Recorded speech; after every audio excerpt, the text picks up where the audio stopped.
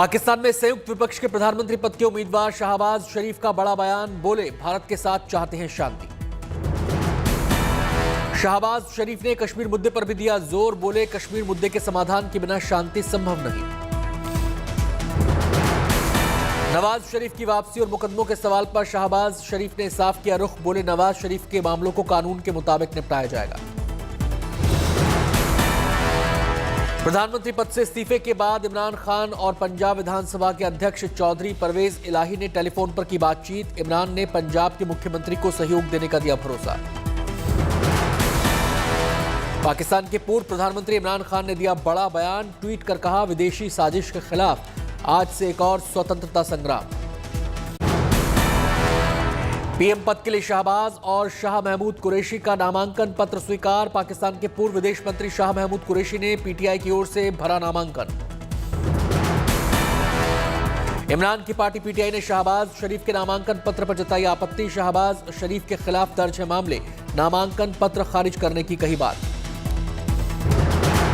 इमरान की पार्टी ने national assembly में सामूहिक इस्तीफा देने का फैसला किया। इमरान सरकार के पूर्व मंत्री फवाद चौधरी ने कहा, हमारी पार्टी नई सरकार के खिलाफ करेगी आंदोलन। पाकिस्तान में कैबिनेट के गठन को लेकर कयास तेज। सूत्रों की माने तो बिलावल भुट्टो बन सकते हैं पाकिस्तान के अगले विदेश मंत्री। इमरान की अमेरिकी साजिश पर वॉशिंगटन का पलटवार, कहा इसमें हमारी कोई भूमिका नहीं। इमरान सरकार गिरने पर बिलावल भुट्टो ने कहा, 3 साल से देश बोझ उठा रहा था। 3-4 साल में मैंने जितना सीखा उतना पूरे जीवन में नहीं सीखा। बिलावल भुट्टो ने कहा, पुराने पाकिस्तान में आपका स्वागत है। लोकतंत्र बेहतरीन इंतकाम है। आज 10th April 2022, welcome back to पुराना पाकिस्तान। इमरान सरकार गिरने पर नवाज शरीफ की बेटी मरियम नवाज का ट्वीट, पाकिस्तान का बुरा सपना खत्म हुआ। शहबाज शरीफ के अगले प्रधानमंत्री होने की खबर पर जश्न, पार्टी कार्यकर्ताओं ने मनाया जश्न। पाकिस्तान में इमरान खान कैबिनेट की मान्यता हुई खत्म। नेशनल असेंबली में इमरान के खिलाफ पड़े थे 174 वोट, मिली थी करारी हार। पाकिस्तान में सत्ता परिवर्तन के बाद भागने वाले सरकारी अफसरों पर शिकंजा, बिना परमिशन नहीं छोड़ सकेंगे पाकिस्तान में इमरान को बाहर का रास्ता दिखाने के बाद विपक्ष के हौसले बुलंद। समर्थकों ने इस्लामाबाद में मनाया जश्न। कराची में बिलावल हाउस के बाहर दिखी रौनक, समर्थकों ने जमकर की आतिशबाजी। लंदन में नवाज शरीफ के घर के बाहर हंगामा, नवाज के समर्थकों से भिड़े इमरान के समर्थक। पाकिस्तान की सियासत में इमरान खान के सत्ता से बाहर होने के बाद भी जारी है घमासान। इमरान के करीबियों के खिलाफ कार्रवाई के आसार। पीसीबी अध्यक्ष रमीज राजा की कुर्सी खतरे में। इमरान खान की कुर्सी छिनने के बाद पीसीबी अध्यक्ष पद से इस्तीफा दे सकते हैं रमीज राजा। इमरान खान के करीबी दोस्तों में होती है रमीज राजा की गिनती। 2021 में रमीज राजा को एहसान मनी की जगह बनाया गया था पीसीबी का चेयरमैन। इस वक्त दुबई में है रमीज राजा। आईसीसी के साथ बैठक के बाद अपने इस्तीफे का कर सकते हैं ऐलान। शनिवार को इमरान के सबसे करीबियों में शुमार होने वाले डॉक्टर अरसलान खालिद के घर हुई थी छापेमारी। अरसलान और परिवार के सभी सदस्यों के फोन किए गए थे जब्त।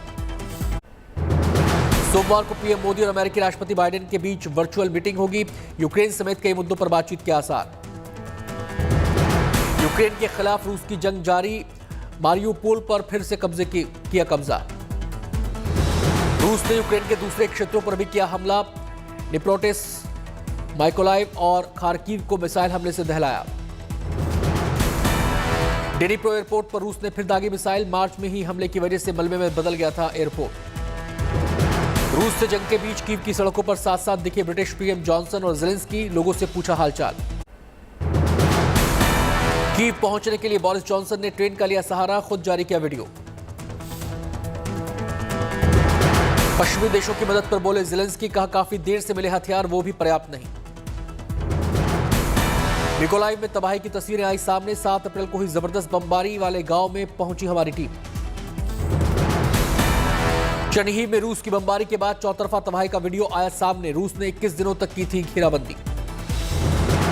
कीव क्षेत्र में गोरेंका में रूस के हमले में इमारतें तबाह, आसमान से ली गई तस्वीरों ने किया हैरान। हिमाचल में जयराम ठाकुर के नेतृत्व में ही लड़ा जाएगा आगामी विधानसभा चुनाव, जेपी नड्डा ने किया ऐलान।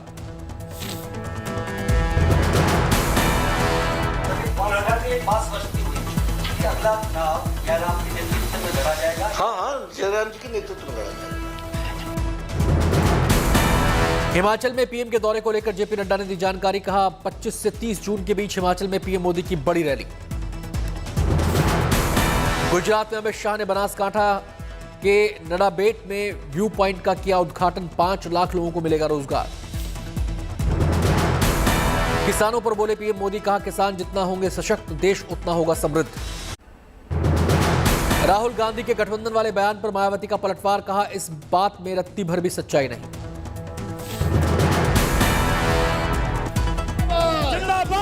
खंबा लोचे की तरह ही इस पार्टी के पूर्व अध्यक्ष अपने बिखरे हुए घर को तो संभाल नहीं पा रहे हैं। मायावती का आरोप कांग्रेस अपना रही है घिनौने हथकंडे। कभी कांग्रेस ने कांशीराम को बताया था सीआईए एजेंट। मायावती का आरोप राहुल की मुझ पर टिप्पणी से कांग्रेस की दलितों के प्रति उपेक्षा साफ झलकती है। मायावती ने राहुल गांधी को बताया खिसियानी बिल्ली। कहा अपना घर संभाल नहीं पा रहे तो बीएसपी पर उठा रहे उंगली। मायावती का आरोप राहुल गांधी ने कभी मेरी सरकार को बदनाम करने के लिए किया था पैदल मार्च। मायावती ने कहा यूपी चुनाव में हार की वजहों पर पहले कर चुकी है चर्चा। राहुल से पूछा बीजेपी के खिलाफ समाजवादी पार्टी के साथ मिलकर लड़ा था चुनाव, तब क्या हुआ था। मायावती ने कहा राजनीति में विरोध का हर किसी का अपना तौर तरीका होता है। राहुल गली कूचे में रोड पर बैठ जाते हैं, संसद में जबरन पीएम के गले चिपक जाते हैं। बीएसपी ये सब नहीं करती। कल राहुल गांधी ने दिया था बयान। मायावती अब ईडी सीबीआई के डर से लड़ना नहीं चाहती। यूपी में हमने मायावती को सीएम पद और गठबंधन का दिया था ऑफर, लेकिन उन्होंने बात तक नहीं की। अलायंस करिए, चीफ मिनिस्टर बनिए, बात तक नहीं की। बात तक नहीं की। आसनसोल उपचुनाव में टीएमसी उम्मीदवार शत्रुघ्न सिन्हा के प्रचार में उतरे अभिषेक बनर्जी किया भव्य रोड शो। गुजरात के आणंद में 2 गुटों में झड़प। रामनवमी शोभा यात्रा के दौरान आपस में भिड़े। गुजरात के साबरकांठा में वीएचपी की रामनवमी यात्रा पर पथराव। पुलिस ने आंसू गैस के गोले दागे। फिलहाल कंट्रोल में हालात। यूपी के बाद अब उत्तराखंड में बीजेपी को समर्थन देने वाले मुसलमान कट्टरपंथियों के निशाने पर। रुद्रपुर में बीजेपी समर्थक मुस्लिम युवक पर हमला। राज ठाकरे की पार्टी एमएनएस की सियासी हनुमान चालीसा। शिवसेना भवन के सामने किया हनुमान चालीसा का पाठ।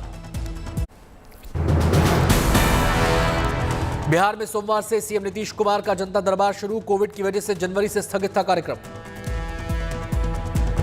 बिहार में पंचायत प्रतिनिधियों की लगातार हत्या पर बोले नीतीश के मंत्री। कहा पंचायती राज कानून में संशोधन ही एकमात्र उपाय। मानना है कि इस हत्या को रोकने के लिए एक अलग से कानून में अमेंडमेंट करने की जरूरत है। जो प्रतिनिधि जीत जाते हैं, अगर उनकी हत्या भी हो जाती है तो उनके परिजन उस पद पे 5 साल तक काबिज रहेंगे, तो निश्चित रूप से ये हत्या बंद हो जाएगा। सहारनपुर में बीएसपी नेता राव लईक खान गिरफ्तार। अवैध खनन के मामले में एसआईटी ने पकड़ा। बांदा जेल में बंद मुख्तार अंसारी की मां के नाम दर्ज जमीन की कुर्की। 3.5 करोड़ की बेनामी संपत्ति जब्त। यूपी में एमएलसी चुनाव में समाजवादी पार्टी ने गड़बड़ी का आरोप लगाया। चुनाव आयोग को लिखा पत्र। सीताराम येचुरी को फिर सीपीएम की कमान। लगातार तीसरी बार बने महासचिव। उत्तराखंड में यूनिफॉर्म सिविल कोड लागू करने के लिए प्रारंभिक कार्रवाई शुरू। सीएम धामी ने किया ऐलान। बाड़मेर में केंद्रीय मंत्री कैलाश चौधरी का बड़ा बयान। बोले यहां डीजे नहीं बजाएंगे तो क्या पाकिस्तान जाकर डीजे बजाएंगे। आज हिंदुस्तान के अंदर हमारे सनातन धर्म के लोगों को परमिशन लेने की आवश्यकता है, तो अब क्या वो पाकिस्तान जाएंगे?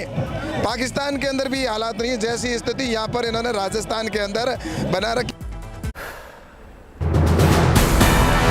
दिल्ली में चढ़ते पारे का प्रहार। आयानगर में तापमान 43.6 डिग्री सेल्सियस। दिल्ली एनसीआर में 2 दिन और रहेगा गर्मी का प्रकोप। सोमवार के लिए येलो अलर्ट जारी। मंगलवार से तापमान में आ सकती है कमी। प्रयागराज में अप्रैल महीने में ही भीषण गर्मी। तापमान 43 डिग्री के पार।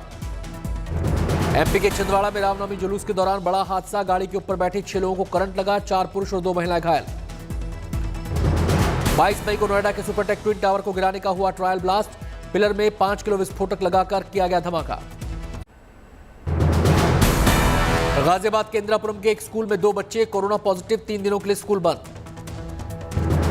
अयोध्या में भगवान राम के जन्मोत्सव का जश्न, सोहर और बधाई के जरिए लोक गायिका वंदना मिश्रा ने बांधा समा। दो बधाई मैया दे दो बधाई लखनऊ में रामनवमी पर निकाली गई भगवा यात्रा, लोगों ने जगह जगह किया स्वागत।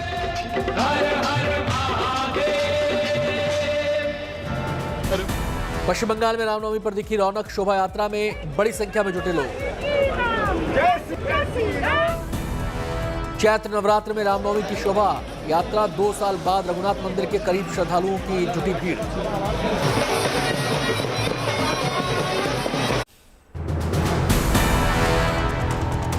श्रीनगर में सेना ने मुठभेड़ में 2 आतंकियों को मार गिराया। मारे गए आतंकी कुछ समय पहले सीआरपीएफ के काफिले पर हुए हमले में शामिल थे।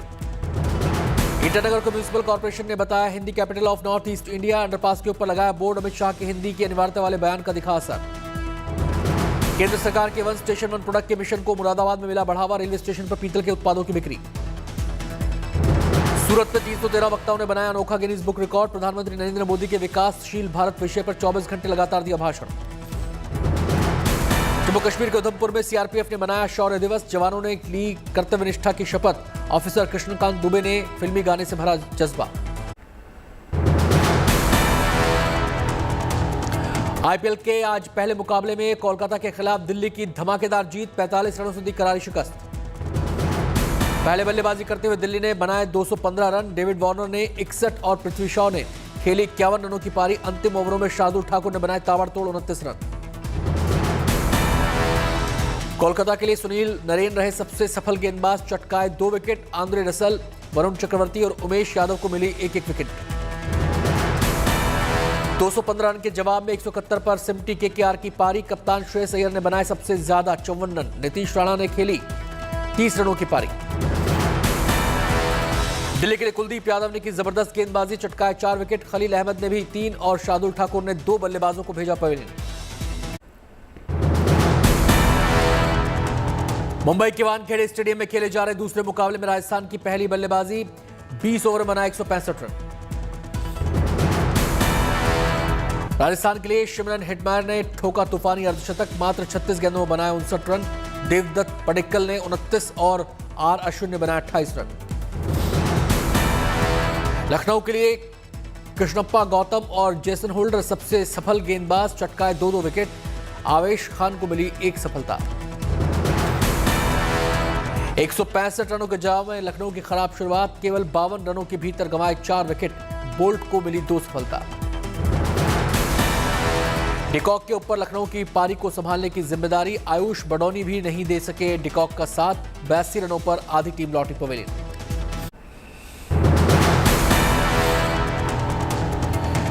चिली की राजधानी सैंटियागो स्थित रूसी दूतावास के बाहर यूक्रेन के समर्थन में उमड़े लोग, रूसी हमले का किया पुरजोर विरोध। इजरायल के पीएम नफ्ताली बेनेट ने वेस्ट बैंक में फिलिस्तीनी हमलों के खिलाफ कड़ी कार्रवाई का दिया आदेश। इजरायल के रक्षा सैनिकों को कार्रवाई के लिए दी छूट।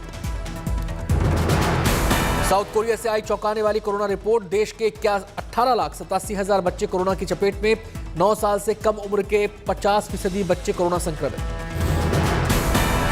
अमेरिका के मशहूर सिंगर जैक वाइट ने लाइव शो में अपने प्रशंसकों को चौंकाया। संगीतकार ओलिविया जॉन के साथ डेट्रॉइट के एक म्यूजिक शो में रचाई शादी। इजरायल की राजधानी यरूशलेम में पाम संडे पर पारंपरिक उत्सवों का धूमधाम से आयोजन। ईसाई समुदाय में ईस्टर से 40 दिन पहले से श्रद्धालु व्रत रखते हैं। ईस्टर से ठीक पहले रविवार को मनाया जाता है पाम संडे। फ्रांस में आज से राष्ट्रपति चुनाव के लिए पहले चरण के लिए होंगे मतदान। इमैनुअल मैक्रों और मरीन ले पेन के बीच कांटे का मुकाबला।